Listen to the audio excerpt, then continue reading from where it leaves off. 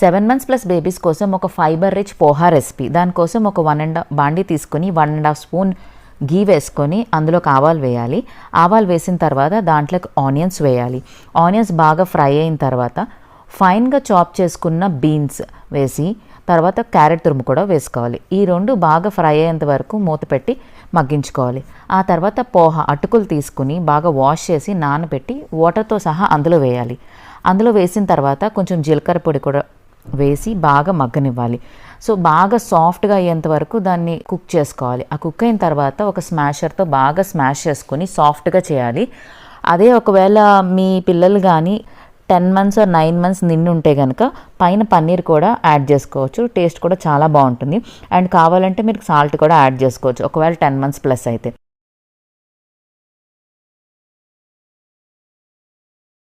మరెన్నో వీడియోస్ కోసం నా ఛానల్ని సబ్స్క్రైబ్ చేసుకోండి.